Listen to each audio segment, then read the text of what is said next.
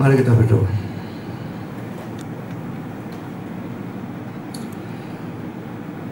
Bapa di surga, kami bersyukur bahwa kami lagi-lagi mendapatkan kesempatan dan kebebasan untuk membaca, untuk mendengar, untuk belajar, untuk merenungkan sebagian firman-Mu, khususnya yang berhubungan dengan penderitaan dan kematian Kristus di atas kayu salib. Kami sekali lagi mau supaya Kau hadir, memimpin, mengarahkan, memberkati acara firman. Tolong hamba-Mu lama menyampaikan Tuhan. Berikan kekuatan jasmani, pikiran, khususnya suara. Berikan pengurapan, berikan kata-kata. Berikan apapun yang dibutuhkan Tuhan, supaya setiap kata yang diucapkan betul-betul datang dari Tuhan. Seluruh firman dan Injil disampaikan dengan baik dan benar, dan dengan sejelas-jelasnya. Dan biarlah Engkau lengkapi dan bungkus dengan kuasa dan pekerjaan Roh-Mu, karena kami sadar tanpa itu semua akan sia-sia. Dan tolong kami semua dalam mendengar. Berikan kami hati yang terbuka. Berikan konsentrasi yang baik dari awal sampai akhir. Berikan terang sehingga kami bisa mengerti. Bagi siapapun yang belum percaya, tolong lahir barukan. Tolong mereka mendengar, mengerti, dan berikan iman sehingga mereka betul-betul beriman dan diselamatkan. Bagi kami yang sudah percaya, tolong ini bisa meneguhkan iman kami, sehingga kami bisa tetap percaya Engkau mengasihi kami dalam segala sikon. Setan pasti bekerja. Tolong kuatkan semua kami. Sekali lagi kami berdoa untuk listrik, ketenangan, wifi, sinyal HP, streaming, penerimaan dan sebagainya. Jaga semuanya sebaik-baiknya Tuhan, untuk kemuliaan-Mu sendiri. Terima kasih Bapa, dalam nama Yesus kami berdoa. Amin. Mari kita membaca Yohanes 19 ayat 31 sampai dengan 37. Karena hari itu hari persiapan, dan supaya pada hari Sabat mayat-mayat itu tidak tinggal tergantung pada kayu salib. Sebab Sabat itu adalah hari yang besar. Maka datanglah orang-orang Yahudi kepada Pilatus dan meminta kepadanya supaya kaki orang-orang itu dipatahkan dan mayat-mayatnya diturunkan. Maka datanglah prajurit-prajurit lalu mematahkan kaki orang yang pertama dan kaki orang yang lain yang disalibkan bersama-sama dengan Yesus. Tetapi ketika mereka sampai kepada Yesus dan melihat bahwa Dia telah mati, mereka tidak mematahkan kakinya. Tetapi seorang dari antara prajurit itu menikam lambungnya dengan tombak, dan segera mengalir keluar darah dan air. Dan orang yang melihat hal itu sendiri yang memberikan kesaksian ini, dan kesaksiannya benar, dan ia tahu bahwa ia mengatakan kebenaran supaya kamu juga percaya. Sebab hal itu terjadi supaya genaplah yang tertulis dalam kitab suci, tidak ada tulangnya yang akan dipatahkan. Dan ada pula nas yang mengatakan mereka akan memandang kepada Dia yang telah mereka tikam. Saudara, khotbah ini saya berikan judul The Broken Heart of Jesus. Sengaja tidak saya terjemahkan. Saya percaya bahwa kalaupun saudara bukan orang yang mengerti bahasa Inggris, saudara mengerti apa artinya broken heart. Broken heart artinya patah hati. Orang yang putus dengan pacarnya dikatakan mengalami broken heart atau patah hati. Nah, kalau artinya seperti itu, bagaimana saya berbicara the broken heart of Jesus? Apakah Yesus pernah mengalami patah hati? Kalau Yesus pernah mengalami patah hati, berarti dia pernah pacaran. Alkitab tidak pernah bicara apapun tentang Yesus jatuh cinta, cinta eros maksudnya ya, pacaran, apalagi menikah dan sebagainya. Sehingga broken heart dalam arti seperti itu tidak mungkin dialami oleh Kristus. Lalu broken heart yang bagaimana? Itu yang akan saya jelaskan dalam seluruh khotbah ini. Saudara, kalau kita melihat pada ayat yang awal, ayat 31, maka kita melihat bahwa orang-orang Yahudi meminta dilakukan pematahan kaki. Jadi saat ini Yesus entah sudah beberapa jam tergantung di atas kayu salib bersama dengan dua penjahat itu. Dan orang-orang Yahudi meminta dilakukan pematahan kaki. Ada beberapa hal yang ingin saya bahas, saudara. Pertama, orang-orang Yahudi itu maksudnya tokoh-tokoh Yahudi ya. Mereka meminta dilakukan pematahan kaki dan penurunan mayat dari kayu salib dalam ayat 31. Saudara, mengapa? Apa alasannya? Ada beberapa, saudara. Pertama, poin A, karena mereka harus mempersiapkan diri untuk masuk hari Sabat. Itu dalam ayat 31. Pergantian hari, ini hari Jumat ya, matinya ya, penderitaan mati terjadi hari Jumat. Saya tidak percaya teori konyol tentang Rabu Agung ya. Jumat, kalau sudah jam 6 sore sudah masuk Sabtu, dan itu hari Sabat. Sabat mereka Sabtu kan. Lah, persiapan untuk Sabat itu dimulai pada Jumat pukul 3 siang.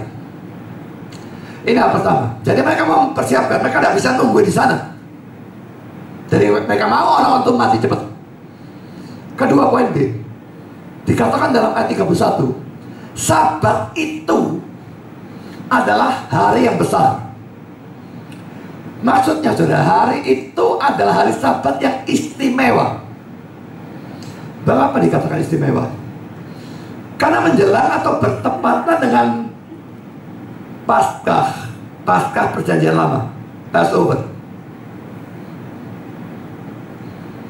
Jadi menjelang atau bertepatan. Ini teorinya ada dua macam, sehingga tidak usah saya bahas saat ini, mungkin lain kali akan saya bahas. Dan karena itu disebut Sabat itu adalah hari yang besar. Beda dengan Sabat yang lain, berarti Sabat yang khusus begitu ya. Poin yang ketiga, mereka tidak mau bahwa pada hari Sabat yang istimewa itu tanah mereka dinajiskan oleh adanya mayat atau orang yang tergantung pada kayu salib. Dan itu memang sebetulnya dilarang dalam Tauratnya. Saya akan berikan ayatnya dalam Ulangan 21 ayat 22 dan 23. Apabila seseorang berbuat dosa yang sepadan dengan hukuman mati, lalu ia dihukum mati, kemudian kau gantung dia pada sebuah tiang, maka janganlah mayatnya dibiarkan semalam-malaman pada tiang itu, tetapi haruslah engkau menguburkan dia pada hari itu juga. Sebab seorang yang digantung terkutuk oleh Allah. Jangan engkau menajiskan tanah yang diberikan Tuhan Allahmu kepadamu menjadi milik pusakamu. Ini zaman Perjanjian Lama ya. Pada saat ini tidak dikenal hukuman salib, tapi tetap bisa orang dihukum gantung atau dihukum mati lalu mayatnya digantung, atau memang dihukum gantung, betul digantung tuh ya, itu memungkinkan. Tapi ayat ini diterapkan pada orang yang tersalib, sama-sama tergantung. Dan dilarang oleh Tuhan. Kalau orang Yahudi menggantung atau menyalib, maka tidak boleh sampai melewati hari itu. Batasnya jam 6. Tapi karena mereka mau persiapan, mereka majukan dari jam 3. Mereka minta patahkan, turunkan. Jadi begitu detail orang-orang ini memegang peraturan itu, kita akan lihat nanti apakah itu bagus atau buruk. Sekarang poin keempat, poin ini. Kalau orang hukuman itu diturunkan dari salib dalam keadaan masih hidup, maka itu berarti dia tidak jadi dihukum mati. Karena itulah mereka meminta dilakukan pematahan kaki lebih dulu. Karena kalau orang disalib itu susah bernapas ya, tergantung itu susah bernapas. Dia harus menjejakkan kakinya baru dia bisa bernapas. Sakit memang karena kaki yang dipaku juga, tapi harus, kalau tidak bisa bernapas. Nah, pada waktu kakinya dipatahkan, maka dia tidak bisa menjejakkan kakinya. Terjadi sesak napas dan kematian cepat terjadi. Jadi patahkan supaya cepat mati, turunkan mayatnya untuk tidak melanggar ulangan tadi. Kita ayat dalam ulangan tadi. Dari semua ini terlihat ya bahwa orang-orang Yahudi ini atau tokoh-tokoh Yahudi ini berusaha mentaati peraturan kecil, relatif kecil, yaitu ulangan 21 ayat 22 dan 23, tapi melanggar peraturan yang sangat besar, yaitu membunuh Yesus, Allah yang menjadi manusia, Mesias yang dijanjikan ribuan tahun. Memang mereka tidak percaya itu, tapi mereka tahu Yesus tidak bersalah. Membunuh orang yang tidak bersalah itu besar sekali dibandingkan membiarkan mayat melewati hari itu. Ini beda jauh.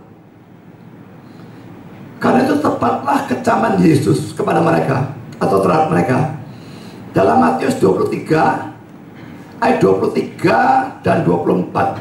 Ini saya salah tulis, 23 seharusnya. Celakalah kamu, hai ahli-ahli Taurat dan orang-orang Farisi, hai kamu orang-orang munafik, sebab persepuluhan dari selasi, adat manis dan jintan, ini hal kecil, tanaman rumah, persepuluhannya pun mereka bayarkan. Tetapi yang terpenting dalam hukum Taurat kamu abaikan, yaitu keadilan dan belas kasihan dan kesetiaan. Sebetulnya harus dilakukan dua-dua ya, kecil juga besar juga. Karena dia berkata yang satu harus dilakukan dan yang lain jangan diabaikan. Hai kamu pemimpin-pemimpin buta, nyamuk kamu tapiskan dari dalam minumanmu, tapi unta yang di dalamnya kamu telan. Memang gaya bahasa hyperbole jelas ya. Mereka kalau minum di gelas ada nyamuk, dibuang nyamuknya, disaring atau gimana, nyamuknya dibuang. Tapi mereka minum ada unta. Unta masuk gelas, lucu sekali. Hyperbole memang. Ditelan saat minumannya, saat untanya. Jadi ini lagi-lagi menunjukkan ya, hal-hal kecil remeh mereka waduh berusaha mati-matian mentaati. Hal-hal besar dilanggar seenaknya sendiri tanpa peduli apapun. Seharusnya saudara, kalau mau mentaati sungguh-sungguh, hal besar memang didahulukan, tapi tidak berarti hal kecil diabaikan. Sekarang saya melanjutkan dengan poin yang kedua, cara melakukan pematahan kaki. Para penafsir mengatakan bahwa pematahan kaki orang yang disalib ini dilakukan pada bagian di antara lutut dan pergelangan kaki. Jadi pada apa ya, kalau orang sini bilang garis itu ya, tulang keringnya itu ya. Dan ini dilakukan dengan menggunakan besi atau martel yang berat. Pukul besi yang besar, pukulkan, itu bukan mematahkan, itu menghancurkan tulang kering itu. Ini tentu merupakan suatu tindakan yang sangat kejam, luar biasa menyakitkan. Tetapi pematahan kaki ini dalam tanda petik mengandung kebaikan. Karena apa? Hal ini mempercepat kematian. Kematian di sana itu luar biasa sakit. Dengan cara itu kematian cepat terjadi, penderitaannya diakhiri. Yang ketiga, para tentara Romawi lalu mematahkan kaki dari dua penjahat yang disalib bersama Yesus. Ingat, salah satu di antara mereka bertobat. Dia tidak dikecualikannya. Dan jangan pikir, oh yang bertobat itu dipatahkan tapi dia ketawa-ketawa, puji Tuhan, haleluya, tidak sakit kok. Kalau pasti rasa sakitnya dicabut oleh Tuhan. Alkitab saya tidak pernah mengatakan demikian. Dia tetap mengalami rasa sakit yang sama. Pembebasan dari rasa sakit dari orang yang percaya baru setelah dia mati, bukan sebelum dia mati. Sekarang bagian yang kedua yang ingin saya bahas, saudara. Semua ini, seluruh peristiwa ini, teks yang kita baca tadi, menggenapi banyak nubuat. Pertama, saudara, nubuat Yesus kepada penjahat yang bertobat yang ada dalam Lukas 23 ayat 43. Kata Yesus kepadanya, aku berkata kepadamu, sesungguhnya hari ini juga engkau akan ada bersama-sama dengan aku di dalam Firdaus surga. Hari ini, itu penekanan saya. Kalau tidak ada pematahan kaki, dia hidup terus sampai melebihi jam 6. Dia mati setelah itu, berarti besok. Maka nubuat ini jadi salah. Hari ini lewat, itu besok. Kok aku belum di Firdaus? Kok masih tergantung salib? Tapi saudara, karena orang-orang Yahudi ini meminta pematahan kaki, dia mati hari itu, dan nubuat Yesus tergenapi. Mimpi pun para tokoh Yahudi tidak pernah, saudara, bahwa perintah yang mereka berikan itu justru menggenapi nubuat dari Kristus. Yang kedua, saudara, nubuat tentang tidak adanya tulang Yesus yang dipatahkan. Pertama poin A, saudara, Yesus dilihat sudah mati, dan karena itu tidak ada poinnya untuk patahkan kaki dia. Kan tujuannya supaya tidak bisa nafas, cepat mati, tapi sudah mati. Maka kakinya tidak dipatahkan, itu ayat 33. Pertama, saudara, kelihatan bahwa Allah mengatur supaya Yesus mati lebih dulu dari kedua penjahat itu, supaya tulangnya tidak dipatahkan. Atau bisa juga dikatakan bahwa Yesus sendiri mengatur supaya dia mati lebih dulu. Yesus itu Allah dan manusia, ya. Dia mati itu suatu tindakan yang aktif sebetulnya. Kan dia menyerahkan nyawanya atau rohnya ke tangan Bapa, dia mati. Kalau dia tidak mau mati, saya tidak peduli bom nuklir diledakkan di sebelahnya dia tidak bakal mati. Memang sesuai ilmu medis ini nanti akan saya bahas, ini mestinya mati. Tapi pada saat yang sama Yesus menyerahkan nyawa. Kalau tidak bakal mati. Jadi bisa dikatakan Yesus sendiri mengatur supaya dia mati lebih dulu, sehingga tulangnya tidak dipatahkan. Bahwa Yesus sendiri mengatur kematiannya bisa terlihat dari Matius 27 ayat 50 dan Lukas 23 ayat 46, di mana dia mati karena dia menyerahkan nyawa atau rohnya lebih tepat ke tangan Bapa. Juga terlihat dari ayat ini, Yohanes 10, 17b dan 18a. Aku memberikan nyawaku, memberikan tindakan aktif, ya, untuk menerimanya kembali. Tidak seorang pun mengambilnya daripadaku. Bukan mereka bunuh aku, tidak, melainkan aku memberikannya menurut kehendakku sendiri.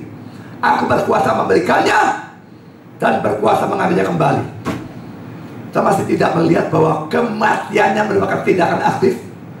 Kelahirannya dulu memang ada ayat yang mengatakan dia dilahirkan, tapi banyak ayat berkata aku datang. Tindakan aktif. Kematiannya juga seperti itu. Memang dikatakan dia mati, ada penyebab-penyebab, tapi tindakan aktifnya dia, kalau itu tidak dia lakukan, dia tidak bisa mati. Jadi bisa dikatakan dia mengatur kematian sendiri. Kalau saya akan berikan kata-kata dari Calvin, bahwa mereka mematahkan kaki-kaki dari kedua perampok, dan setelah melakukan hal itu mendapatkan bahwa Kristus sudah mati, dan karena itu tidak menyentuh tubuhnya, kelihatannya merupakan pekerjaan yang sangat luar biasa dari providensi atau pengaturan Allah. Orang-orang yang jahat atau tidak percaya tidak diragukan lagi akan mengatakan bahwa merupakan sesuatu yang alamiah bahwa satu orang mati lebih cepat dari yang lain. Tetapi jika kita memeriksa dengan seksama seluruh jalan cerita, kita akan terpaksa untuk menganggapnya berasal dari rencana rahasia Allah, bahwa kematian Kristus terjadi jauh lebih cepat dari yang bisa diharapkan oleh manusia, dan bahwa hal ini mencegah pemataan kaki-kakinya. Mari kita lihat saudara, Markus 15 ayat 44. Pilatus heran waktu mendengar bahwa Yesus sudah mati. Maka ia memanggil kepala pasukan dan bertanya kepadanya, apakah Yesus sudah mati? Karena memang biasanya mati di salib itu lama. Ini lebih cepat dari biasanya. Dia heran.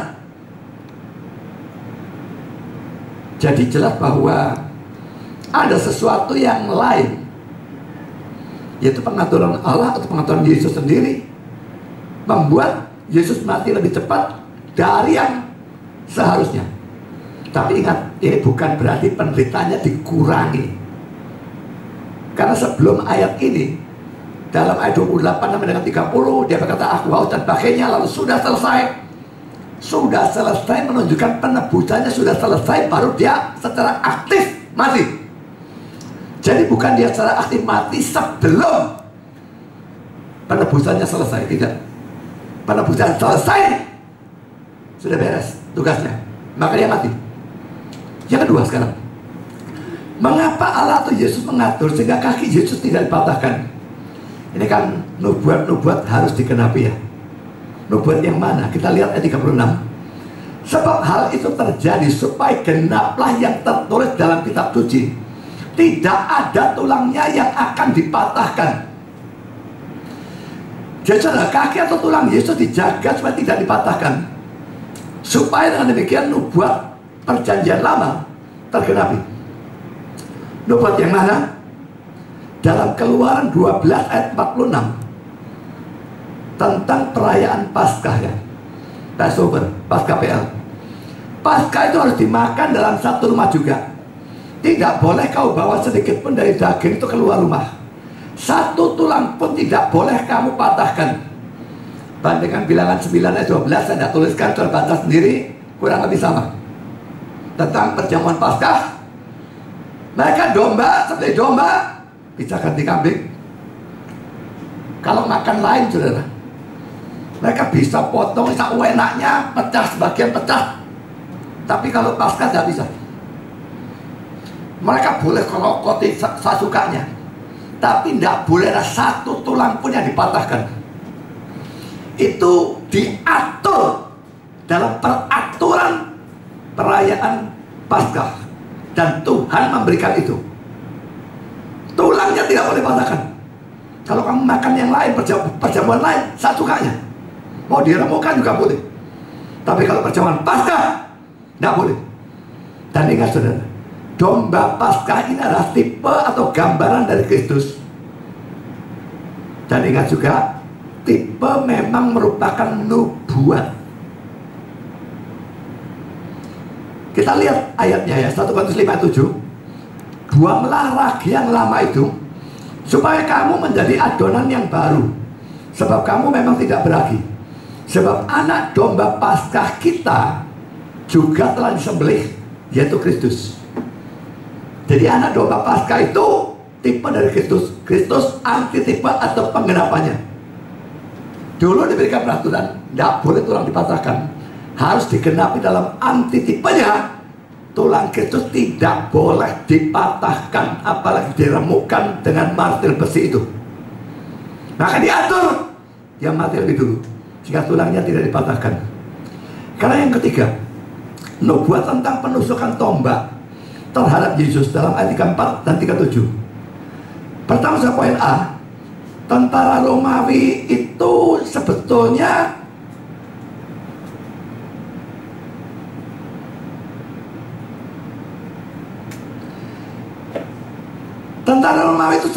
mau mematahkan kaki Yesus, tapi melihat sudah mati, buat apa? Maka mereka tidak jadi. Tapi anehnya, seorang tentara tidak tahu apa motivasinya, mungkin ingin memastikan kematian Yesus, atau mungkin sekedar ingin melakukan sesuatu yang brutal terhadap Yesus, lalu menusuk Yesus dengan tombak. Dan ini aneh, mereka diperintahkan bukan menusuk, diperintahkan mematahkan kaki, mestinya itu yang dilakukan, tidak peduli mati atau tidak mati. Biasanya itu mereka taati. Itu perintah, itu tidak ditaati. Ini tidak diperintahkan, ini dilakukan. Ada sesuatu di atas yang mengatur mereka untuk tidak mentaati perintah yang diperintahkan, tapi melakukan apa yang tidak pernah diperintahkan. Poin kedua, poin B. Tanpa disadari oleh tentara Romawi yang menombak Yesus itu, tindakannya ini menggenapi nubuat perjanjian lama lagi tentang Yesus. Ini terlihat dari ayat 37 yang mengutip dari Zakaria 12 ayat 10. Ayat 37, dan ada pula nas yang mengatakan mereka akan memandang kepada Dia yang telah mereka tikam. Nah, ini diambil dari Zakaria 12 ayat 10. Aku akan mencurahkan roh pengasihan dan roh permohonan atas keluarga Daud dan penduduk Yerusalem, dan mereka akan memandang kepada Dia yang telah mereka tikam, dan terusnya. Saudara, pertama ini adalah penggenapan nubuat laki-laki ya.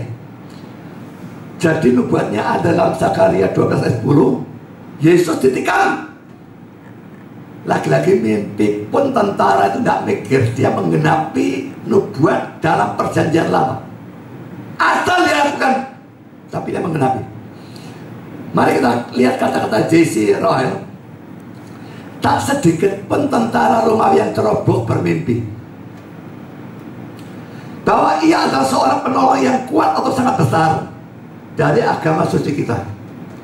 Pada waktu ia menusukkan tombaknya ke sisi Tuhan kita. Terjemahnya sebetulnya side ya, bukan lambung, bukan rusuk juga. Side itu sisi kan sebetulnya ya. Jadi saya terjemahkan huruf ya, sisi. Nanti kita akan lihat lebih detail tentang hal itu. Lalu sekarang Charles Spurgeon, dua hal diramalkan. Tidak satu tulangnya yang boleh dipatahkan, dan ia harus ditusuk atau ditikam. Ia bukan hanya harus ditusuk dengan paku-paku, dan dengan demikian menggenapi nubuat mereka menusuk tangan dan kakiku. Ini dalam Mazmur 22 ayat 17b. Tapi ia harus ditusuk atau ditikam secara menyolok, sehingga ia bisa dianggap dengan tegas sebagai yang ditusuk atau ditikam. Bagaimana nubuat-nubuat ini dan banyak lagi yang lain bisa dicapai atau digenapi? Hanya Allah sendiri yang bisa melaksanakan penggenapan dari nubuat-nubuat yang beraneka ragam, yang kelihatannya kacau atau membingungkan, dan bahkan bertentangan satu dengan yang lainnya. Merupakan tugas yang mustahil bagi pikiran manusia untuk menyusun begitu banyak nubuat, tipe, dan bayangan, dan lalu membayangkan seorang pribadi dalam siapa semua itu harus diwujudkan. Tetapi apa yang mustahil bagi manusia telah dilaksanakan secara hurufiah dalam kasus Tuhan kita. Apa yang terletak persis di hadapan kita adalah kasus yang rumit.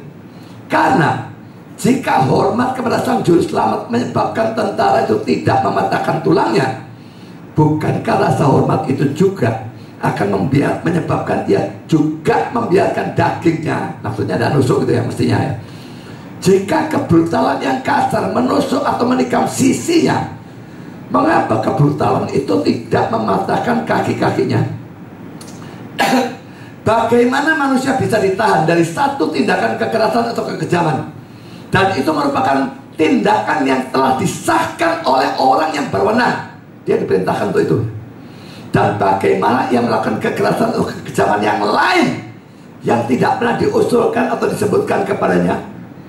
Tetapi biarlah kasus ini serumit apapun, hikmat yang tak terbatas tahu bagaimana mengerjakannya secara keseluruhan, dan demikianlah dilakukannya. Jadi saudara, memang buahnya nubuat rasanya tidak masuk akal, tapi Tuhan itu bisa menggenapi. Sekarang poin kedua saudara, ada prophecies of God atau pengaturan Allah yang mengatur penggenapan nubuat-nubuat ini. Lagi-lagi sekarang J.C. Ryle berkata, jika Allah telah menentukan dan telah berkata apapun, itu tidak terletak dalam tangan-tangan dari manusia manapun untuk membatalkannya. Jika Allah berkata, tidak akan ada satu tulang pun dari orang yang kuurapi dipatahkan. Kaisar yang agung dan semua raja dari bumi, Raja Spanyol dan Paus dan semua pengikut-pengikutnya tidak akan bisa melakukan yang sebaliknya. Kalau Allah sudah menentukan, tidak ada siapapun, manusia atau setan atau siapapun bisa membatalkan. Dan lalu dia berikan penerapan. Jadi di tengah-tengah dari semua rasa takut dan bahaya, marilah kita bergantung pada providensi Allah. Sering takut ada bahaya ini, bahaya itu, bencana yang menantikan kita dan sebagainya. Pikirkan Tuhan tentukan semua, dan Dia atur semua sesuai ketentuannya. Kekhawatiran kita tidak ada gunanya. Lagi kata Spurgeon, kelihatannya sama sekali tidak mungkin bahwa pada saat perintah diberikan untuk mematahkan kaki-kaki dari orang-orang yang disalib, tentara-tentara Romawi itu tidak melakukan tindakan tersebut. Tentara-tentara Romawi cenderung untuk menggenapi perintah mereka secara hurufiah.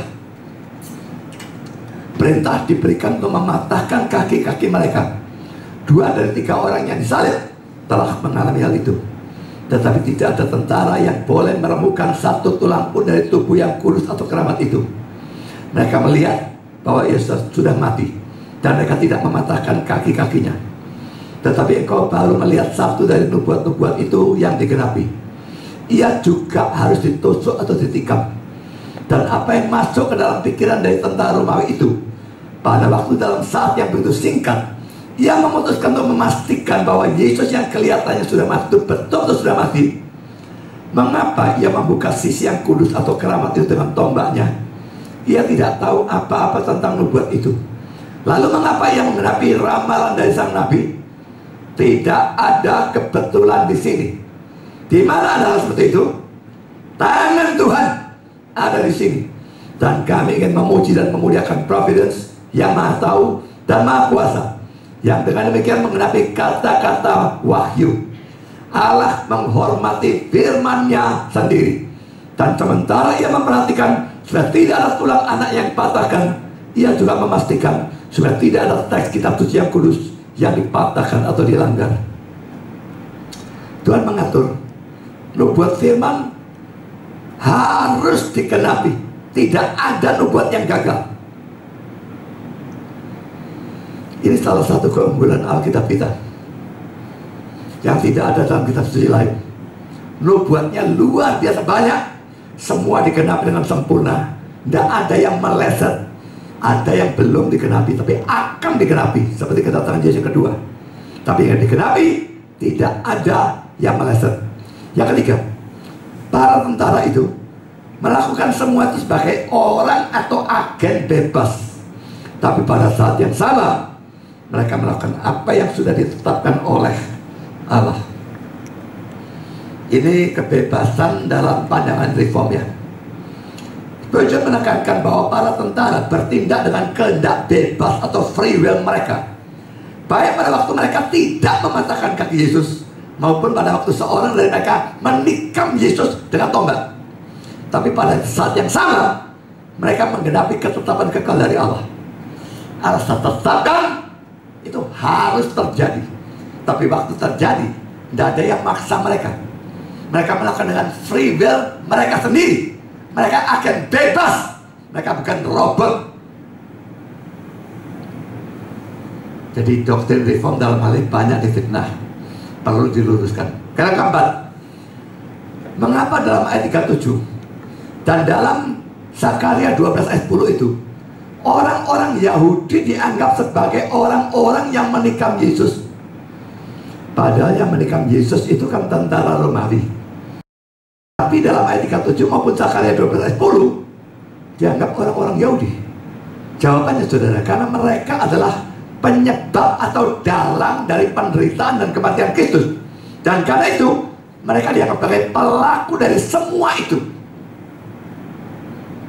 Kalau saya bangun rumah, saya dalamnya. Tukang-tukang kan cuma saya perintahkan. Saya bisa berkata tukang-tukang membangun rumah, tapi saya juga bisa berkata saya membangun rumah. Itu tidak ada yang aneh. George Hutchison penghasut jahat kepada kekejaman lebih bersalah daripada pelaksana yang tidak tahu apa-apa. Karena itu kitab suci menganggap tindakan ini sebagai tindakan dari orang-orang Yahudi. Mereka menikam dia oleh tangan para tentara. Ini juga ada dalam ayat yang lainnya. Kita lihat dalam Kisah 2 ayat 36. Jadi seluruh kaum Israel harus tahu dengan pasti bahwa Allah telah membuat Yesus yang kamu salibkan menjadi Tuhan dan Kristus. Petrus bicara kepada orang-orang Yahudi. Ini khotbah pada hari Pentakosta ya. Kamu yang menyalibkan. Yang menyalibkan tentara Romawi. Tapi dikatakan kamu. Sama saja jalannya. Karena poin kelima, arti dari ayat 37, dan ada pula nas yang mengatakan mereka akan memandang kepada dia yang telah mereka tikam. Saudara, ini bisa diterapkan dalam dua arti yang berbeda. Pertama, poin A, ini merupakan ancaman bahwa Yesus akan datang sebagai pembalas. Bandingkan dengan Wahyu 1 ayat 7. Lihatlah, ia akan datang dengan awan-awan, dan setiap mata akan melihat dia, juga mereka yang telah menikam dia. Dan semua bangsa di bumi akan meratapi dia. Ya, amin. Perlu diketahui bahwa meratap di sini bukan menunjuk pada meratap karena bertobat, tapi meratap karena ketakutan atau keputusasaan waktu Yesus datang kedua kalinya. Bandingkan dengan Wahyu 6, 12-17, mereka minta bukit-bukit ngambrui mereka. Begitu takutnya mereka waktu Yesus datang kedua kalinya. Dia datang pertama, datang dengan kasih, datang untuk menebus. Tapi kedatangan kedua, datang dengan kemurkaan yang mengerikan. Dia datang sebagai hakim, menakutkan luar biasa. Sementara belum terjadi, cepat datang kepada dia. Sekarang poin B. Ini merupakan janji bahwa orang-orang Yahudi akan bertobat atau percaya pada Yesus. Mari kita kembali pada Zakaria 12 ayat 10. Aku akan mencurahkan roh pengasihan dan roh permohonan atas keluarga Daud dan atas penduduk Yerusalem, dan mereka akan memandang kepada dia yang telah mereka tikam, dan akan meratapi dia seperti orang meratapi anak tunggal, dan akan menangisi dia dengan pedih seperti orang menangisi anak sulung. Kalau ini pertobatan. Nah, pertobatan orang-orang Yahudi ini terjadi pada hari Pentakosta. Banyak yang bertobat, 3.000 orang pakainya. Bagi mereka yang bertobat, tentu saja tidak akan mengalami Wahyu 1 ayat 7 tadi. Tapi yang tidak bertobat, tidak pernah datang kepada Kristus sebagai Tuhan dan Juru Selamat, akan mengalami Wahyu 1 ayat 7 dan Wahyu 6 ayat 12-17. Sangat mengerikan bagi orang-orang yang belum percaya pada Kristus. Pada waktu Kristus datang kedua kalinya, datang dengan segala kemurkaan dan kuasa, datang sebagai hakim, luar biasa menakutkan. Tapi itu hanya untuk orang yang tidak percaya. Bagi yang percaya, tidak ada yang menakutkan, karena semua dosa kita sudah dibayar hukumannya oleh Kristus. Sekarang saudara, saya akan membahas pada poin yang ketiga, penusukan tombak terhadap Yesus. Kelihatannya nanti saya akan membahas hal-hal yang gak penting ya, tapi ini penting. Pertama saudara, di bagian mana Yesus ditusuk dengan tombak? Kalau mau jujur, sebetulnya kita tidak bisa tahu dengan pasti. Tetapi apa yang tidak ditulis dengan pasti itu bisa diperkirakan. Surah Kitab Suci Indonesia menerjemahkan lambung, dan itu salah terjemahannya. Lambung itu kan bagian dalam, ini maksudnya ditusuk itu dari luarnya, itu bagian sebelah mana? Kata Yunani adalah pleura, dan King James, RSV, NIV, dan NASB menerjemahkan side. Maka saya terjemahkan cara hurufiah sisi, ya, sisi. Ini juga berlaku untuk Yohanes pasal 20 ayat 20, 25, dan 27. Semua kata lambung di sana adalah kata Yunani ini, dan terjemahannya seharusnya ada side atau sisi. Bukan rusuk sebetulnya, bukan lambung juga, tapi side. Sebetulnya nanti di bawah rusuk, nanti kita akan lihat ya. Kedua, Yesus ditusuk tombak di sisi yang mana? Yang kiri atau yang kanan? Laki-laki kelihatannya apa sih urusannya? Ada urusannya, saudara. Why not? Ada tradisi yang mengatakan sisi kanan, dan beberapa penafsir mengatakan kita tidak bisa tahu apakah itu sisi kiri atau sisi kanan. Saya akan berikan penafsir ini. F.F. Bruce, Yohanes tidak mengatakan sisi yang mana yang ditikam. Lalu dalam kurung, suatu tradisi kuno menyatakan sisi kanan. Ellen Clark, apakah itu adalah sisi yang kanan atau kiri dari sisi yang ditikam, merupakan persoalan yang dibicarakan secara serius di antara ahli-ahli teologi dan dokter-dokter. Dan tentang hal ini mereka belum sepakat.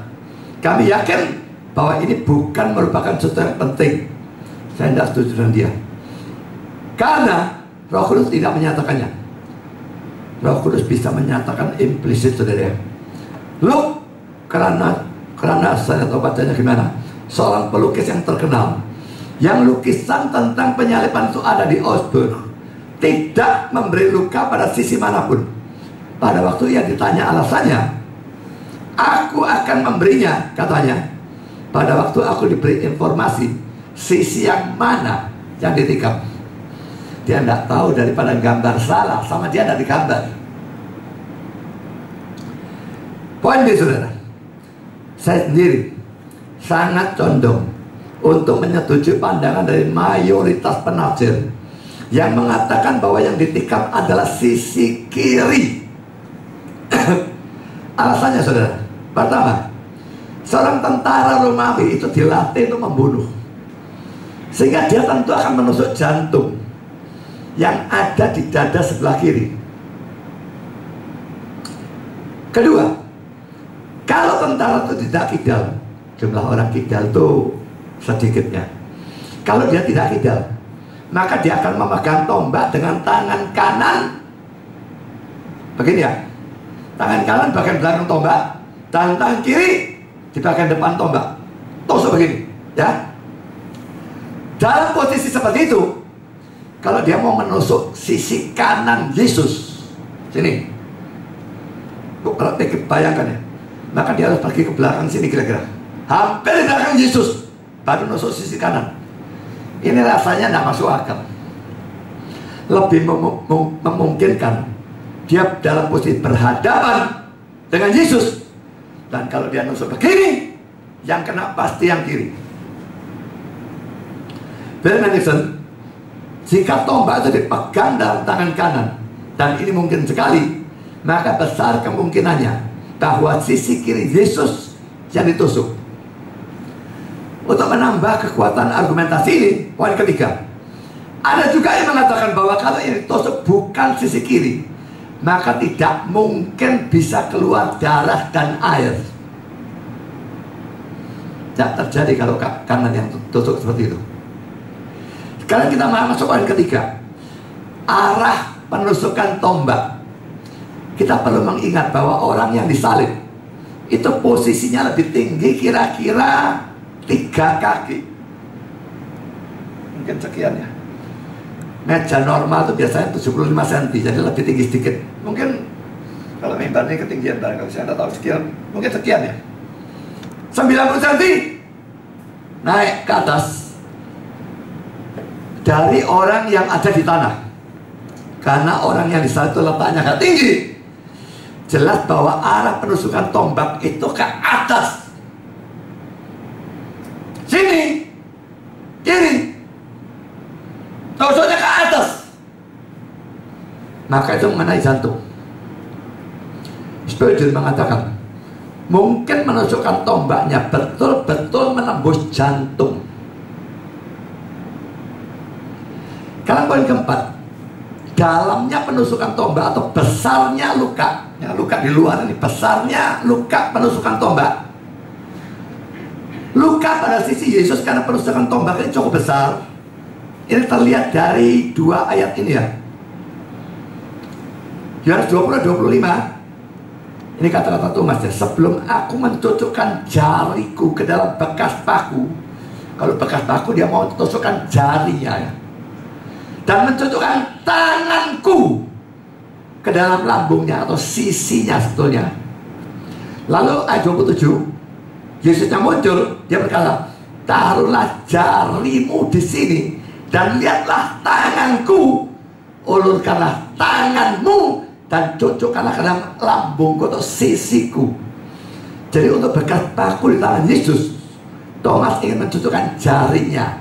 Jadi bekasnya itu lukanya tidak terlalu besar, tapi untuk bekas tombak pada sisi Yesus, dia mau cocokkan tangannya. Berarti lukanya itu lebarnya segitu di sisi Yesus.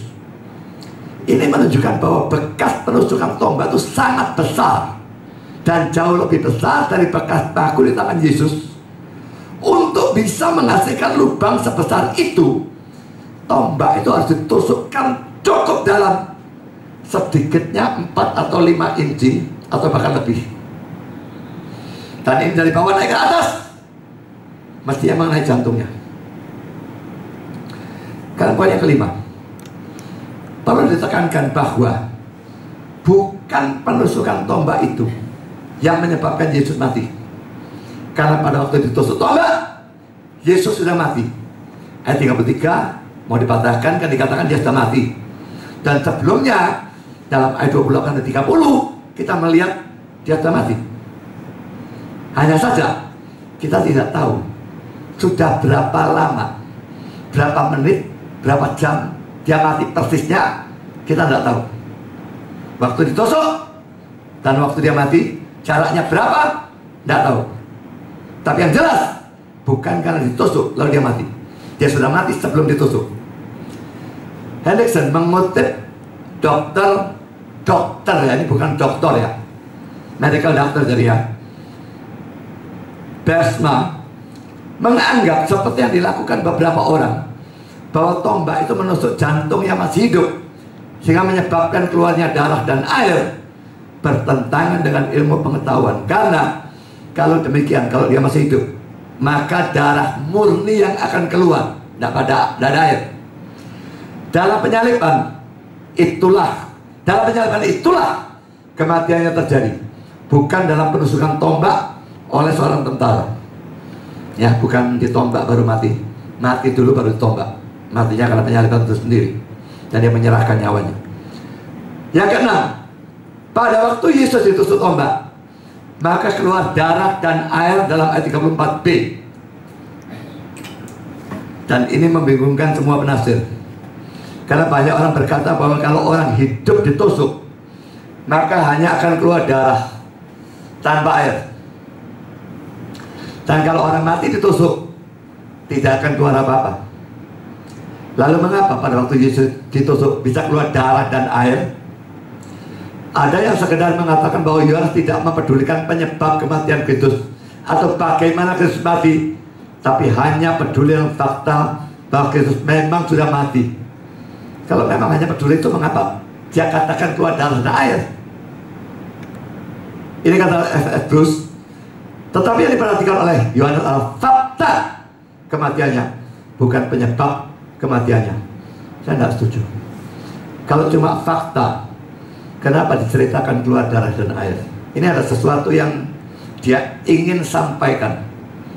Jadi kebanyakan penafsir berusaha menjelaskan bagaimana darah dan air itu bisa keluar dari sisi Yesus. Dan ada bermacam-macam teori yang mencoba untuk menjelaskan hal ini. 6 saya kira. Saya akan berikan satu persatu. Pertama, saudara, ini adalah mujizat atau tanda. Cuma tidak tahu, tidak dikasih tahu tanda apa, tujuannya apa, tidak tahu. Origen, bapak gereja ya, abad ketiga saya kira, mengatakan bahwa darah membeku pada orang mati dan air juga tidak akan keluar dari orang mati. Karena itu, ini jelas adalah suatu mujizat. Mungkin, tapi tujuannya apa dan mengapa, dia tidak memberikan alasan apa-apa. Poin B, penjelasan kedua, ini penjelasan medis. Darah keluar dari jantung dan air keluar dari perikardium. Perikardium itu kantung pembungkus jantung. Albert Barnes berkata demikian, jantung dibungkus oleh membran yang disebut perikardium. Membran ini terdiri dari zat yang tipis dan berair atau cairan yang mirip air, yang menjaga supaya permukaan jantung tidak menjadi kering karena pergerakannya yang terus menerus. Diambil dari Webster. Perikardium itu dari kata peri yang artinya around atau sekeliling, dan kata kardia, dua-dua kata Yunani ya, yang artinya heart atau jantung. Jadi perikardium, the thin membrane sac enclosing the heart, kantung membran tipis yang membungkus jantung. Saya tinggal googling, cari perikardium di Wikipedia, fotonya dan sebagainya ada. Saya tidak merasa perlu masukkan di sini. Aaron Clark, adalah wajar untuk menganggap bahwa tombak itu menembus perikardium dan menusuk jantung, bahwa air keluar dari yang terdahulu dari perikardium itu, dan darah dari yang terakhir dari jantung. Jadi ini teori yang kedua. Ketiga, poin C, ini disebabkan pencambukan yang dialami oleh Yesus. Laki-laki saudara, ini medis ya. The International Standard Bible Encyclopedia mengatakan demikian. E.F. Sapa mengusulkan bahwa dan air terkumpul dalam rongga di antara kerangka rusuk dan paru-paru. Saya tidak tahu kerangka rusuk dan paru-paru ada rongga, saya tidak ngerti. Saya bukan dokter, tapi pokoknya dia mengatakan demikian. Ia menunjukkan bahwa luka-luka hebat yang tidak menembus dada bisa menimbulkan pengumpulan seperti itu, dan mengatakan bahwa pencambukan seperti yang diterima Yesus beberapa jam sebelum kematiannya cukup untuk menimbulkan pengumpulan itu, yang lalu keluar pada waktu dinding dada ditikam. Juga ada cukup waktu antara pencambukan dan penikaman untuk mengizinkan sel-sel darah merah berpisah dengan cairan jernih yang lebih encer. Saya cuma bisa ngutip karena saya bukan dokter, saya tidak ngerti apapun tentang hal ini. Dan pokoknya ini teori yang ketiga. Karena yang keempat, tubuh atau daging Yesus itu unik karena tidak mengalami pembusukan. Spurgeon mengatakan demikian. Beberapa orang menganggap bahwa oleh kematian darah dipisahkan, bekuan-bekuan darah berpisah dari air di mana mereka mengapung, dan itu terjadi betul-betul secara alamiah. Tetapi adalah tidak benar bahwa darah akan keluar dari mayat yang ditikam. Mengalirnya darah dari sisi Tuhan kita tidak bisa dianggap sebagai kejadian yang umum.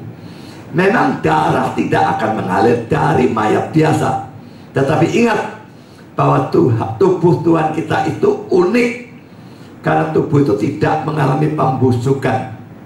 Karena itu tidak ada perdebatan dari fakta-fakta tentang mayat-mayat biasa yang bisa dipakai untuk menyimpulkan dari sana apapun tentang tubuh Tuhan kita yang mulia atau diberkati. Hampir merupakan sesuatu yang tidak hormat untuk bercakap-cakap mengenai anatomi pada waktu tubuh dari Tuhan yang patut dipuja ada di hadapan kita. Hendaklah kita menutup mata kita dalam penyembahan daripada membukanya dalam keingintahuan yang tidak hormat. Selesai dengan catatannya. Pertama, Spurgeon mengatakan tubuh Kristus tidak mengalami pembusukan didasarkan pada Kisah Rasul 2 ayat 31 yang mengutip dari Mazmur 16 ayat 10. Tapi untuk bagian-bagian ini dua-duanya ya, kitab suci kita ini salah terjemahan. Saya akan bacakan ya. Kisah 2 ayat 31. Karena itu ia telah melihat ke depan dan telah berbicara tentang kebangkitan Mesias, ketika ia mengatakan bahwa dia tidak ditinggalkan di dalam dunia orang mati, dan bahwa dagingnya tidak mengalami kebinasaan. Kata-kata yang saya garis bawahi dan warna hijau itu, tidak mengalami kebinasaan, itu terjemahnya salah ya. Saya hanya berikan salah satu saja karena yang Inggris ini boleh katakan semua sama. Terjemahan King James, dagingnya tidak mengalami pembusukan. Bukan kebinasaan, tapi pembusukan. Kalau kebinasaan itu kan mati. Dia mati saudara, dia mengalami. Jadi salah kan ayatnya. Yang tidak dialami pembusukan. Dia mati, mayatnya tidak membusuk. Yang kedua, dia mengatakan tubuh Kristus itu unik sebetulnya. Kalau dia katakan unik dalam arti tubuh Kristus berbeda dengan tubuh kita, saya anggap statement itu bertentangan dengan ajaran Alkitab. Mari kita lihat Ibrani 2:14-17. Karena anak-anak itu adalah anak-anak dari darah dan daging, maka ia juga menjadi sama dengan mereka dan mendapat bagian dalam keadaan mereka, supaya oleh kematiannya ia memusnahkan dia, yaitu iblis yang berkuasa atas maut, dan supaya dengan jalan demikian ia membebaskan mereka yang seumur hidupnya berada dalam perhambaan oleh karena takutnya pada maut. Sebab sesungguhnya bukan malaikat-malaikat yang ia kasihani, tetapi keturunan Abraham yang ia kasihani. Itulah sebabnya maka dalam segala hal ia harus disamakan dengan saudara-saudaranya, supaya ia menjadi imam besar dan sebagainya. Kata-kata yang saya garis bawahi, saya perhatikan ya. Ia juga menjadi sama dengan mereka dan mendapat bagian dalam keadaan mereka. Ayat 17, maka dalam segala hal ia harus disamakan dengan saudara-saudaranya. Jadi perbedaan manusia Yesus dengan kita hanya dalam hal dosa. Tidak ada lain. Kalau dikatakan unik dalam arti tubuh dia beda dengan tubuh kita, bukan dalam hal dosa tapi dalam hal lain, saya tidak setuju. Ayat ini dilanggar. Kalau poin E, teori kelima, darah dari jantung, air dari lambung. Ya, penusukannya dari bawah, ingat ya, ini ya. Tasker mengutip kata-kata dari seorang dokter yang bernama John Lyle Cameron. Setelah menunjukkan bahwa kematian cepat yang tidak terduga dari Yesus merupakan petunjuk yang jelas bahwa komplikasi yang fatal telah terjadi, ia menegaskan bahwa kehausan yang tidak terpuaskan dan tindakan yang dilakukan kepada tubuh setelah mati dalam Yohanes 19:34 menyokong atau membenarkan kesimpulan bahwa komplikasi ini adalah lambung atau usus yang membesar secara akut. Ia lalu menambahkan, tentara itu adalah tentara Romawi. Ia terlatih dengan baik, cakap, dan tahu kewajibannya. Ia tahu bagian mana dari tubuh yang harus ditusuk supaya mendapatkan hasil fatal yang cepat, atau memastikan bahwa korban itu betul-betul mati. Ia menikam melalui bagian kiri dari dada sedikit di bawah pusat, ya. Dari pusat di sini, ya. Dari kiri di bawah rusuk sebetulnya. Rusuknya selesai bawahnya. Kata menurut dia sedikit di bawah pusat, tapi arahnya naik ke atas. Di sini ia akan menembus jantung dan pembuluh-pembuluh dasar darah besar pada asal mulanya atau pangkalnya, dan juga paru-paru. Tentara itu berdiri di bawah Tuhan kita, karena Yesus di atas ya, yang tergantung pada kayu salib, menusuk ke atas di bawah tusuk kiri.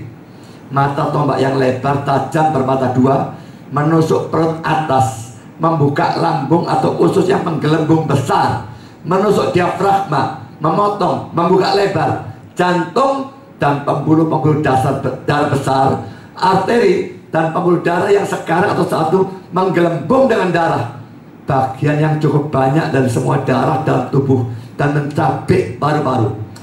Luka yang cukup besar, luka itu cukup besar untuk memungkinkan tangan terbuka dimasukkan ke dalamnya. Darah dari pembuluh darah yang sangat padat dengan darah, pembuluh paru-paru dan bagian kanan dari jantung yang membesar, bersama-sama dengan air dari lambung atau usus yang membesar secara akut, mengalir keluar dalam jumlah yang banyak.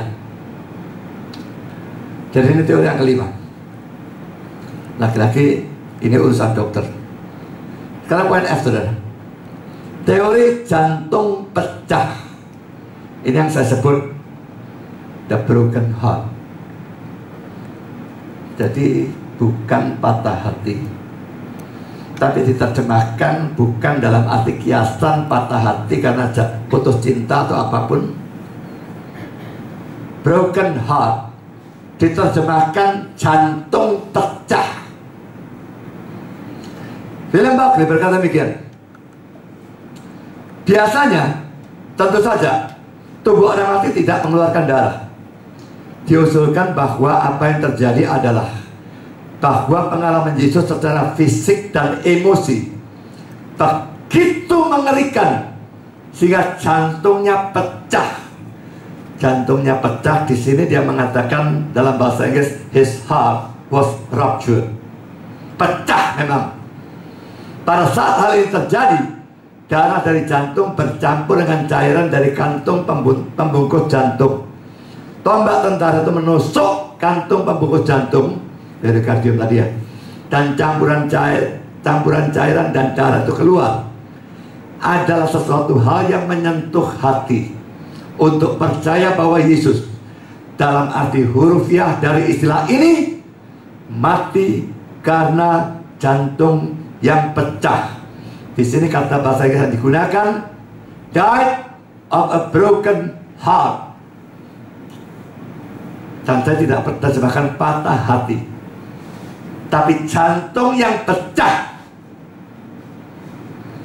Sekarang saudara, William Hendriksen, kematian Yesus diakibatkan oleh pecahnya jantung sebagai akibat dari penderitaan mental dan kesedihan yang hebat.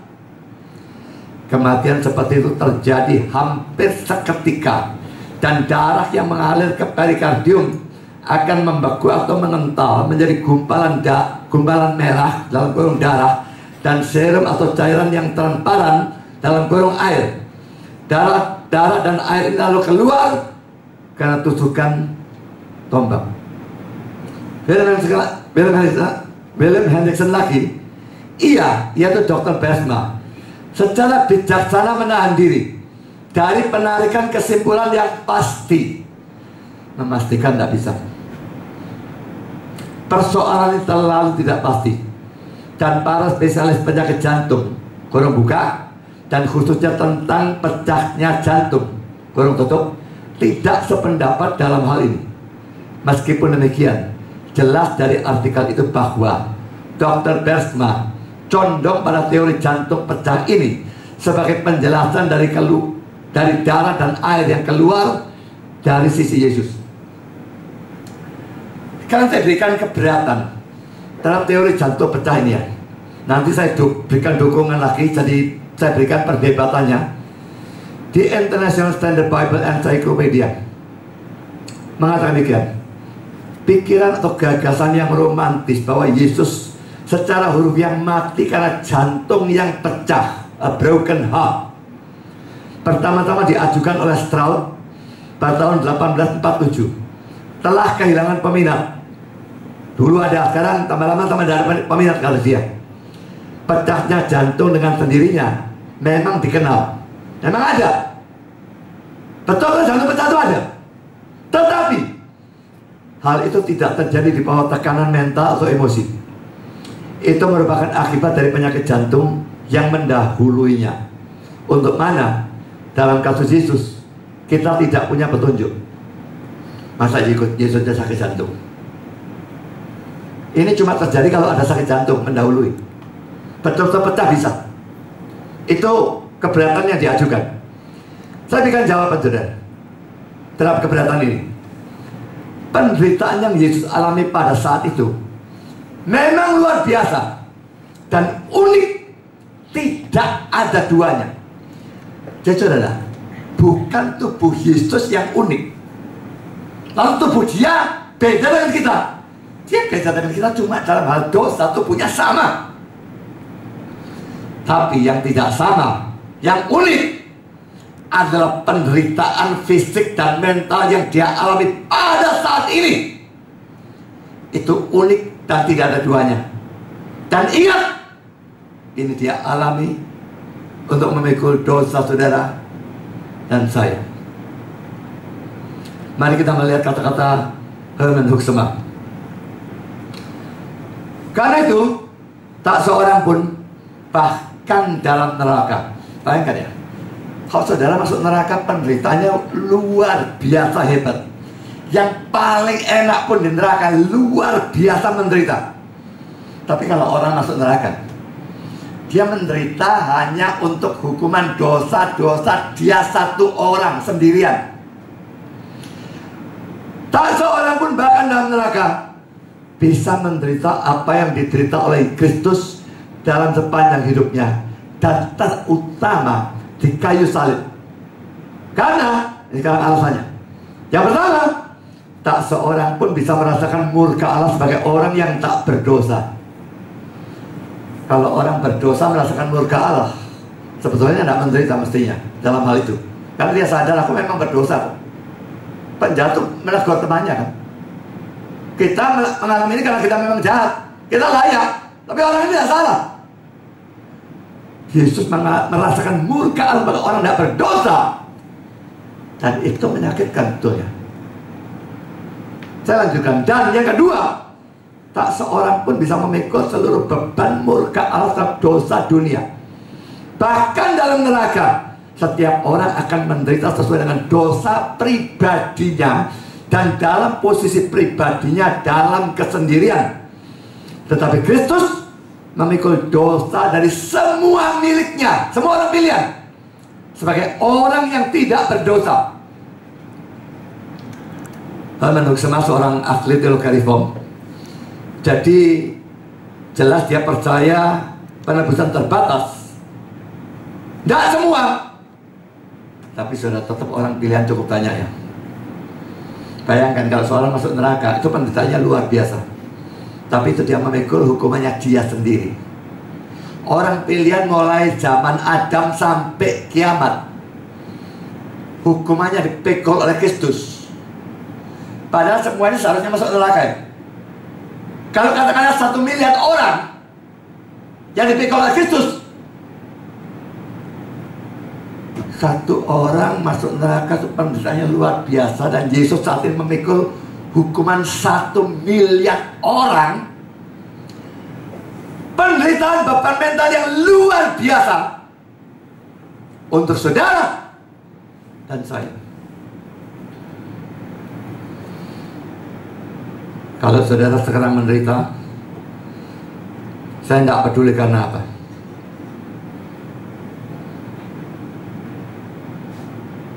Karena pandemi, karena miskin, entah karena apapun. Dan saudara merasa Tuhan tidak cinta, pikirkan saudara, dia mengalami semua ini karena saudara dan saya.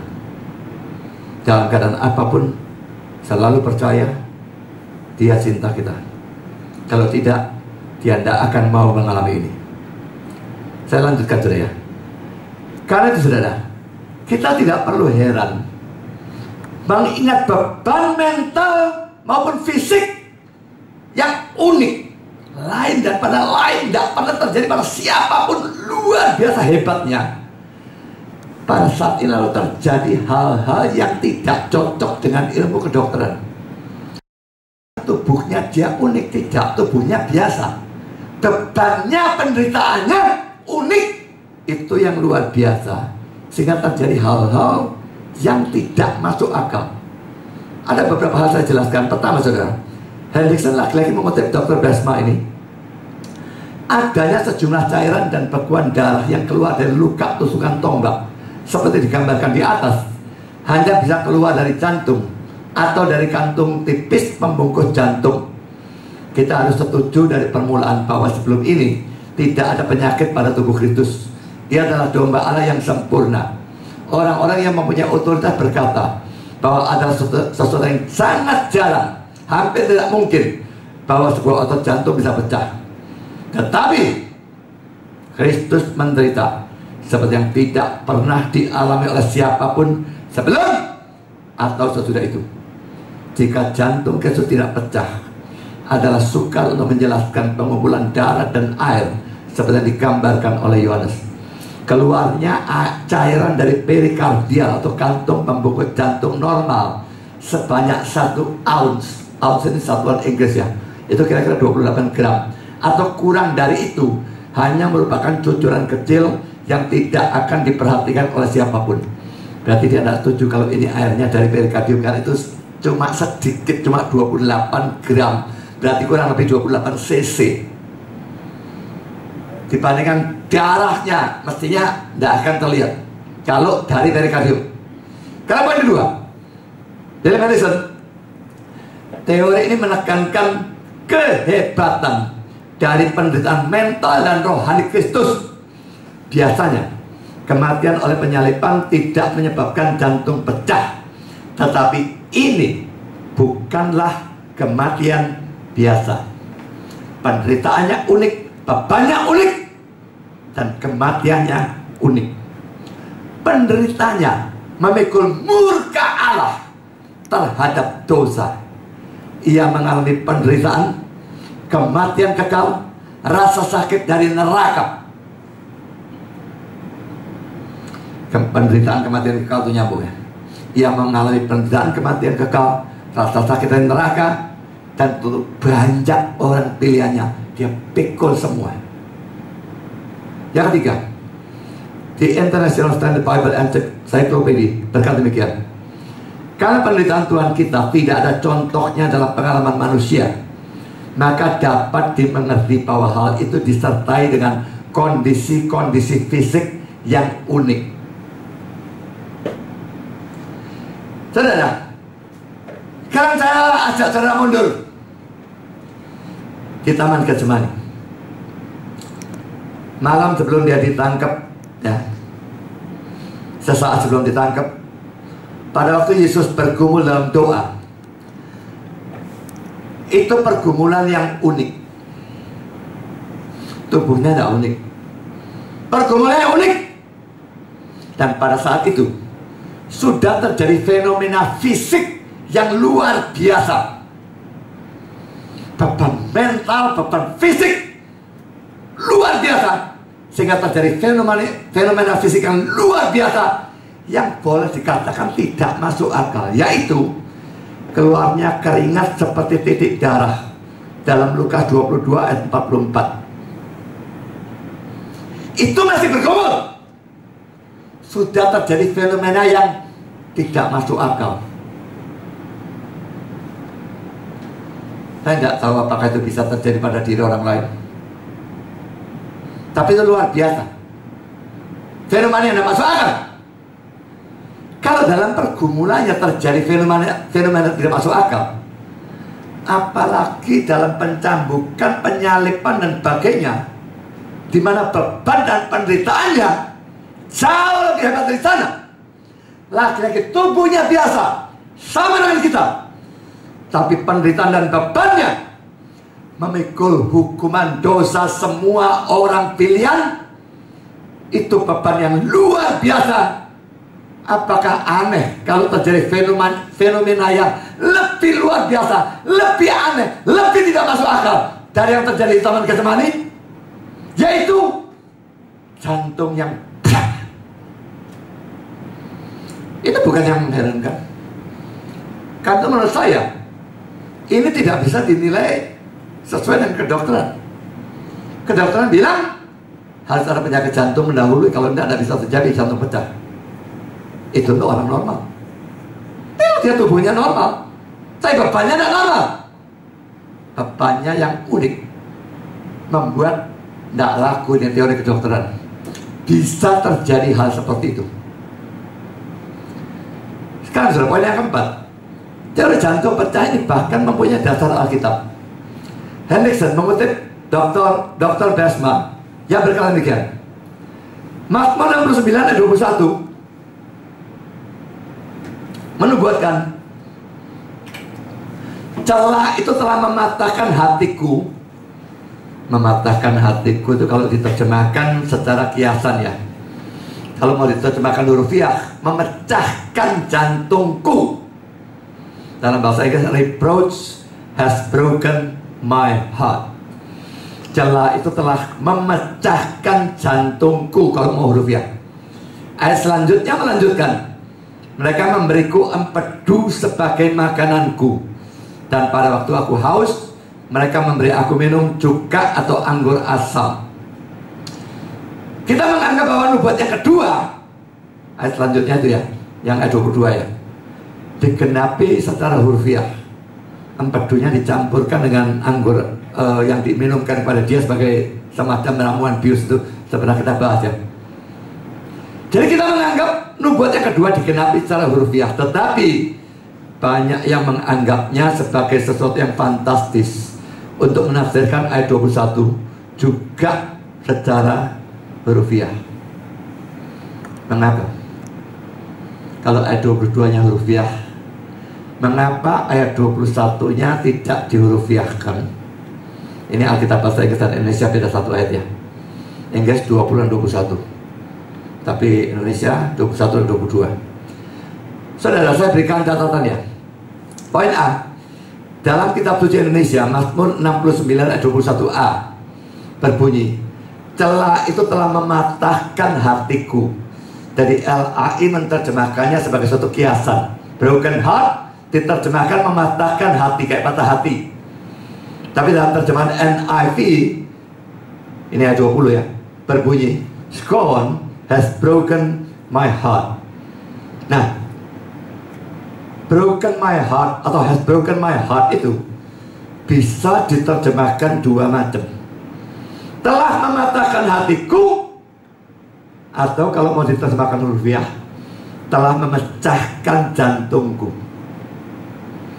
Pada awal khotbah tadi saya katakan broken heart, patah hati. Yesus tidak pernah patah hati.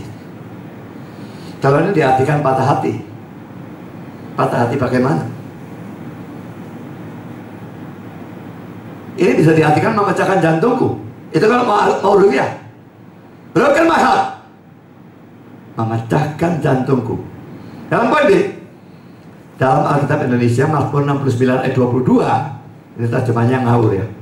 Bahkan mereka memberi aku makan racun. Kalau racun tidak pernah terjadi, nubuatnya jadi salah ya. Dan pada waktu aku haus, mereka memberi aku minum anggur asam.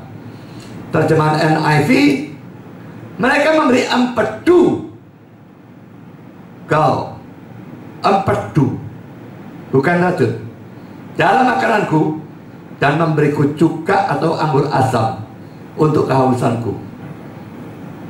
Sekarang poin C. Kalau Mazmur 69 ayat 22 diartikan secara hurufiah, betul-betul ada empedu dicampurkan, dan juga betul-betul dia diberikan minum anggur asam, semua terjadi secara hurufiah. Mengapa Mazmur 69 ayat 21-nya tidak? Kita punya hak, punya kebebasan menerjemahkan ayat 21-nya juga secara hurufiah. Berarti has broken my heart diterjemahkan telah memecahkan jantungku. Jadi sebetulnya memang ada dasar Alkitab tentang teori broken heart atau jantung yang pecah ini. Yesus mengalami sesuatu yang luar biasa pada hari Jumat Agung. Pada banyak khotbah saya tentang Jumat Agung, tentang penderitaan Yesus sekitar Jumat Agung, sekitar salib dan sebagainya, pencambukan, penyaliban, banyak kali membahas penderitaan yang luar biasa. Tapi sini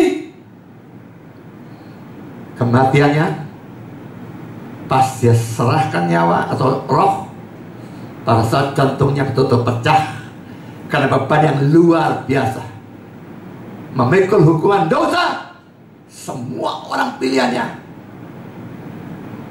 kayak hukuman neraka dari tiap orang itu dikalikan 1 miliar atau berapapun jumlah orang pilihan. Itu penderitaan yang Yesus alami pada saat itu.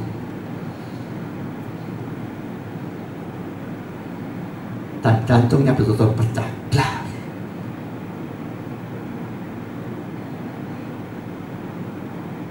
Biarlah saudara merenungkan hal ini, merenungkan cinta Tuhan pada hari Jumat Agung ini, dan memikirkan, kalau saudara belum percaya kepada Kristus, cepat percaya. Kalau saudara menganggap dia tidak cinta kepada saudara, percaya dia selalu cinta, asal saudara memang orang yang sungguh percaya. Saya menganggap dia tidak peduli pada saudara. Dia sangat peduli. Kalau tidak, dia tidak akan mau mengalami ini. Sekarang poin yang kelima. Argumentasi lain yang membuat saya lebih condong pada pandangan ke-6 ini adalah ayat 35. Ayat 35 ini aneh. Ayat yang aneh. Saya bacakan ya. Dan orang yang melihat hal itu sendiri, orang ini adalah Rasul Yohanes sendiri. Dia menuliskan selalu dalam dirinya dalam orang ketiga tunggal, ya. Orang yang melihat hal itu sendiri, dia tidak mengatakan aku melihat. Dia yang menulis, tapi itu biasa, ya. Banyak kasus dalam Alkitab menceritakan dia sendiri, tapi menggunakan orang ketiga. Dan orang yang melihat hal itu sendiri, yang memberikan kesaksian ini, dan kesaksiannya benar, dan ia tahu bahwa ia mengatakan kebenaran supaya kamu juga percaya. Ayat 35 ini tahu-tahu dimunculkan dalam suatu cerita. Kemataan kaki, penuturan tongkat mata, muncul ayat 34. Muncul ayat 35, memotong cerita itu. Apa sebab? Ini aneh.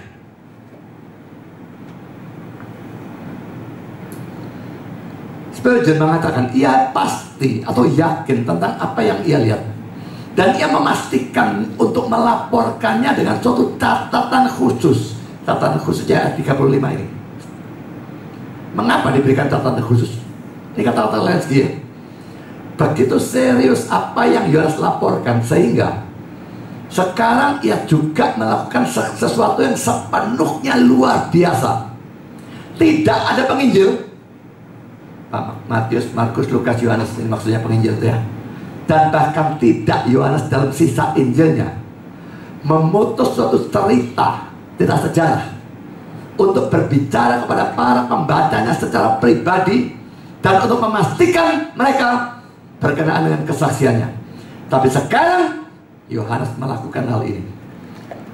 Jadi saudara, tidak ada dimanapun ada cerita sejarah dalam kitab Injil ya. Matius, Markus, Lukas, Yohanes. Sisa Injil Yohanes yang lain hanya di sini. Cerita atau diputus dengan suatu kesaksian yang menyaksikan sendiri, meyakinkan bahwa yang dia saksikan itu benar. Tidak ada. Jadi adanya ayat 35 yang luar biasa ini secara implisit menunjukkan ayat sebelumnya, keluar darah dan air itu sesuatu fenomena yang luar biasa, yang sangat tidak masuk akal. Kalau enggak, apa sebab dia berikan ayat 35 secara luar biasa begini? Aneh. Jadi adanya ayat 35 ini menyebabkan dari banyak pandangan mengapa waktu Yesus ditusuk, dari sisi Yesus bisa keluar darah dan air. Saya tidak menerima pandangan-pandangan yang sesuai dengan kedokteran malah. Karena kalau sesuai dengan kedokteran itu tidak luar biasa. Laporan ini menunjukkan ayat 34 itu mesti luar biasa. Jadi yang luar biasa cuma pandangan pertama, pandangan Origen bahwa itu mujizat, cuma dia tidak jelaskan apa-apa. Dan karena saya lebih setuju pada pandangan yang nomor 6, teori jantung pecah.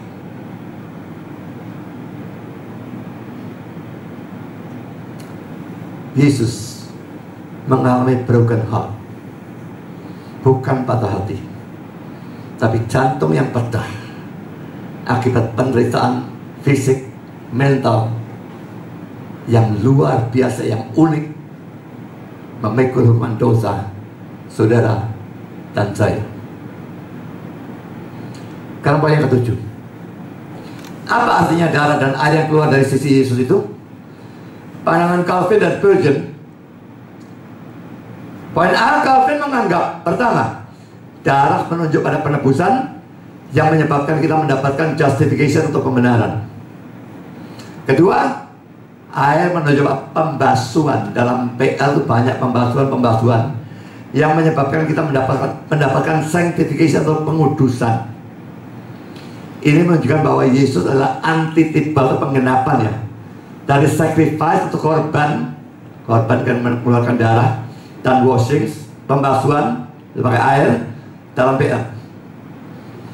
Tipe-tipenya dalam PR dan pengenapannya di sini. Jadi justification, sanctification. Lalu poin B, Spurgeon membandingkan dengan Zakaria 12 ayat 10, dan dia mengajak membaca Zakaria ini terus sampai pasal 13 ayat 1 yang berbunyi, pada waktu itu akan terbuka suatu sumber bagi keluarga Daud dan bagi penduduk Yerusalem dosa dan kecemaran. Dosa dan kecemaran. Dan dia lalu menyimpulkan, darah menangani dosa, air menangani kecemaran.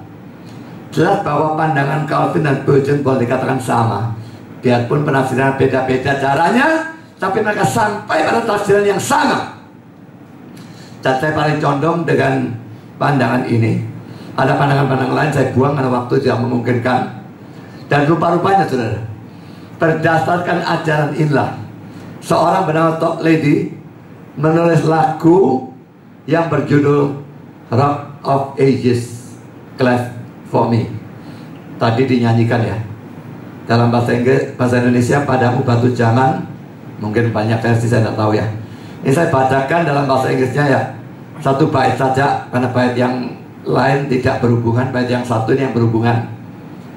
Rock of Ages, cleft for me, batu karang zaman celah bagiku. Ini ada batu besar, ada celah, kita di tengahnya itu aman betul ya. Let me hide myself in thee, biarlah aku menyembunyikan diriku di dalammu. Let the water and the blood, biarlah air dan darah, from thy heaven side which flowed, yang mengalir dari sisimu yang sobek, be of sin, the double cure, menjadi penyembuhan atau pengobatan ganda bagi dosa. Cleanse me from its guilt and power, mencuci aku dari kesalahan dan kuasanya.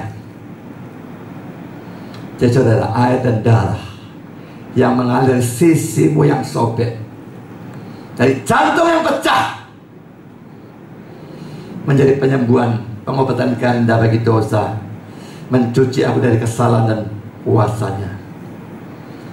So, lagu ini sering saudara nyanyikan, tapi pertanyaannya, apakah saudara memang mempercayai kata-kata itu? Apakah saudara mempercayai Kristus mati dan sekali pada Jumat Agung, mencurahkan darahnya, bahkan keluar darah dan air, untuk membasuh dosa saudara, membersihkan diri dari pencemaran saudara? Sekarang poin yang ke-8 dan yang terakhir. Tujuan Yohanes menuliskan semua ini, pertama poin A, supaya kita bisa yakin bahwa Kristus betul-betul sudah mati. Ada agama yang sering fitnah kita tidak karu-karuan, mengatakan Kristus tidak mati dan pakainya omong kosong gila, tidak gubris apapun. Dia betul-betul mati. Saya percaya Alkitab, dan Alkitab mengatakan dia mati, dan jantungnya pecah. Tidak mungkin dia tidak mati. Ini menunjukkan saudara, kalau Yohanes menuliskan semua ini untuk meyakinkan kita bahwa Yesus betul-betul sudah mati, ini menunjukkan bahwa fakta kematian Kristus itu fakta yang luar biasa penting, fakta utama bagi iman kita. Saudara boleh percaya Yesus sebagai Tuhan, sebagai Allah, sungguh-sungguh percaya di Tunggal. Kalau saudara tidak percaya Yesus mati, menderita dan mati untuk menebus dosa-dosa saudara, saudara bukan orang Kristen, dan saudara belum diselamatkan. Pada hari Jumat Agung ini, mari kita introspeksi, kita renungkan. Tidak ada gunanya pergi ke gereja, dibaptis, melayani, melakukan apapun, memberikan persembahan berapapun, tidak ada gunanya tanpa iman kepada Kristus sebagai juru selamat dan penebus. Saudara akan pergi ke neraka selama-lamanya. Poin B, tujuannya adalah supaya orang percaya kepada Yesus.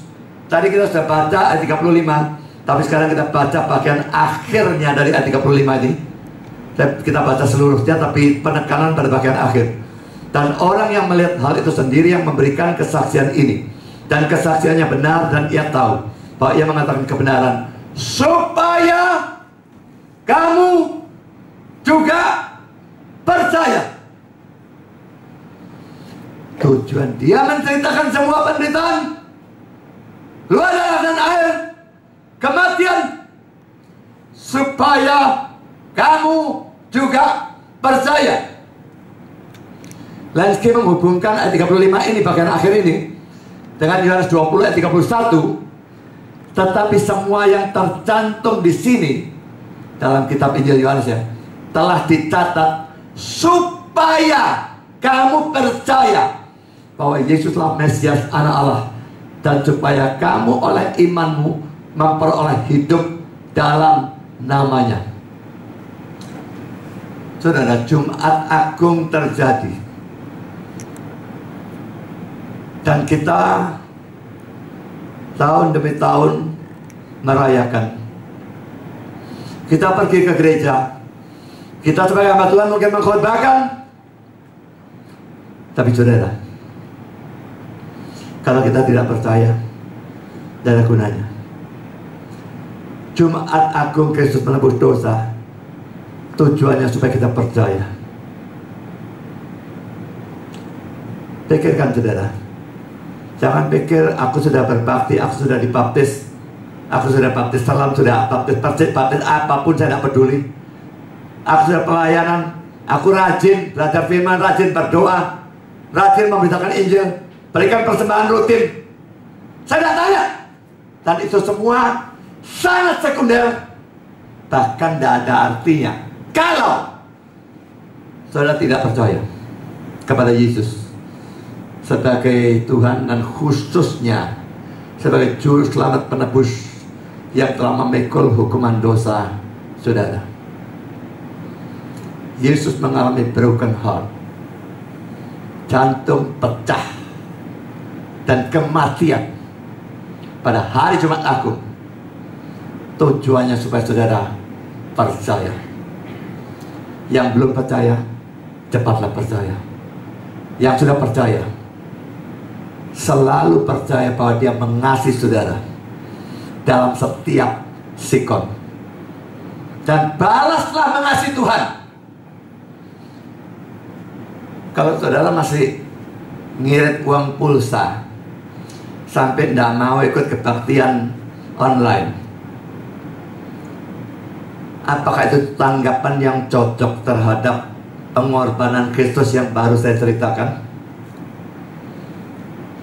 Kalau saudara malas melayani, kalau saudara pelit dalam memberikan persembahan untuk Tuhan, kalau saudara segan melakukan apapun yang saudara tahu menyenangkan Tuhan, dan membuang apapun yang saudara tahu tidak menyenangkan Tuhan, apakah itu tanggapan yang cocok dibandingkan dengan apa yang Kristus sudah alami, rela alami pada hari Jumat Agung? Mari kita merenungkan dan merayakan Jumat Agung dengan hal itu. Percaya, mengasihi Dia, melakukan semua untuk membalas kasih-Nya. Kita tidak akan pernah bisa membalas, tapi berusaha maksimal untuk membalas. Itu harus. Maafkan saudara. Tuhan memberkati saudara. Selamat hari Jumat Agung.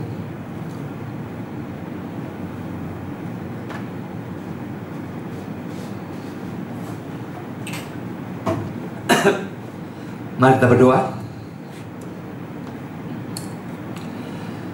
Bapa di surga, kami bersyukur bahwa kami sudah boleh mendengar sebagian dari firman-Mu, khususnya berkenaan dengan penderitaan, penyaliban, kematian Kristus untuk dosa-dosa kami. Kami bersyukur Bapa, karena Engkau merelakan anak-Mu menjadi manusia dan disiksa seperti itu, mati secara luar biasa untuk menebus dosa kami. Kami bersyukur kepadamu Yesus, Engkau rela menjadi manusia sama dengan kami, kecuali dalam hal dosa, mengalami penderitaan fisik maupun mental yang tidak ada bandingannya, mengalami penderitaan neraka yang tak terbayangkan dari semua orang pilihan. Padahal kami sedikit pun tidak layak menerima pengorbanan. Kami bersyukur kepadamu ya Roh Kudus, karena tanpa pekerjaanmu melahirbarukan kami, memberikan pencerahan pada waktu kami mendengar Injil, dan membuat kami percaya bahwa Yesus adalah Tuhan dan Juru Selamat. Kami tidak akan pernah menjadi orang beriman yang sungguh percaya pada Kristus. Kami bersyukur kepadamu ya Allah Tritunggal, karena seluruh karya-Mu membuat kami yang tidak layak ini diselamatkan. Dan kami berdoa supaya Engkau tetap bekerja menyelamatkan orang-orang yang belum percaya. Biarlah khotbah ini, kalau pada waktu disebarkan melalui YouTube dan juga tulisannya disebarkan melalui Facebook, WA dan sebagainya, atau nanti dikhotbahkan oleh orang-orang lain, menjadi berkat bagi banyak orang, bahwa banyak orang datang kepada Kristus dan diselamatkan, dan menguatkan iman dari banyak orang yang sudah menjadi Kristen. Terima kasih Tuhan. Dalam nama Yesus kami berdoa. Amin.